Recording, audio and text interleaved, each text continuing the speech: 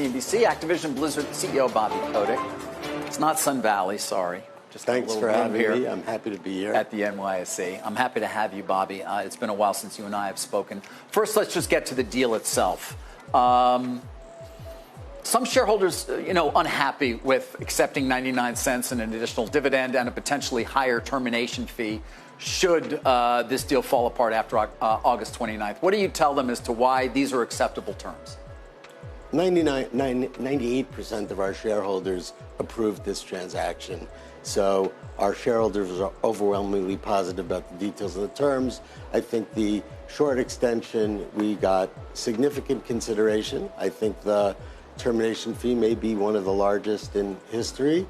We've got an improvement in commercial terms. We're paying a 99-cent dividend. So I think the shareholders, my view is that this is a great deal for You didn't think you were in a position to potentially extract a little bit more compensation from Microsoft?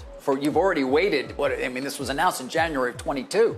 Well, we extracted a significant amount of additional value. If this deal isn't going to close, we're going to pay a dividend. So, from my perspective, I think what I've heard is shareholders are overwhelmingly enthusiastic about this transaction. Are you overwhelmingly enthusiastic about it? I think given how competitive the landscape has become, how difficult it is to attract the kind of talent in AI and machine learning that we see is necessary, and especially now as you're starting to see the pace of the use of AI and machine learning change, that this is a great transaction for our shareholders, for our company, and so I'm very excited about it.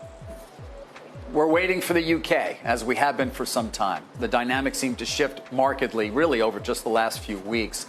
What are your expectations when it comes to what is left to do there to get the approval of the CMA? So if you think about the history of the video game business, the UK really factored significantly in the evolution of the industry. The BBC had a computer in the early 80s. Sinclair was one of the first people to introduce a consumer computer.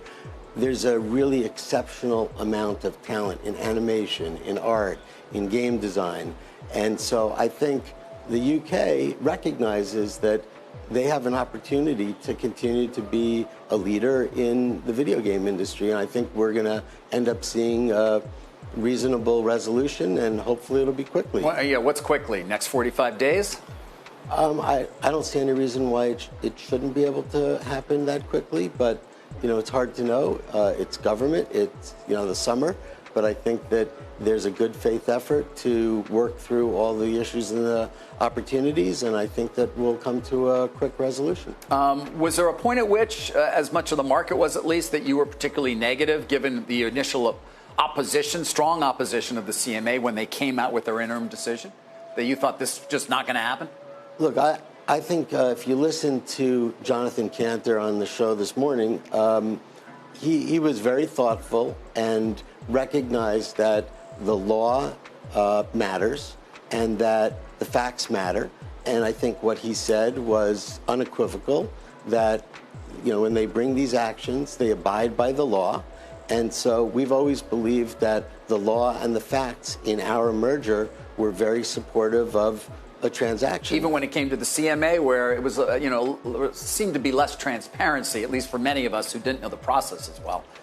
Well, I can't speak to the process as much as where we are from an outcome perspective. Microsoft entered into a long-term agreement with Nintendo, with Sony.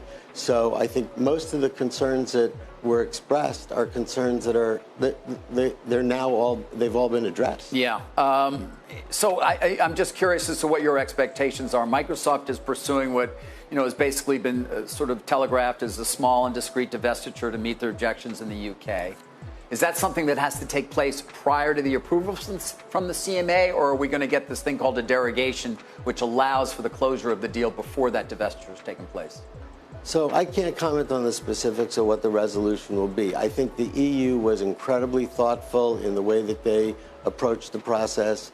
I think they were extremely well informed. I think one of the reasons is that the video game industry is growing dramatically in Europe. I know from our own operations, we have studios in Poland, in Berlin, in Barcelona, in Stockholm. There's an enormous amount of talent and opportunity, and I think video games are seen as an opportunity for growth in a market where there has been not a lot of growth. Yeah. And so I think in the case of the UK, I can't tell you what the specifics will be, but I think they've come to realize that, you know, the remedies that we've proposed are reasonable, and I think we'll be able to get the deal done quickly.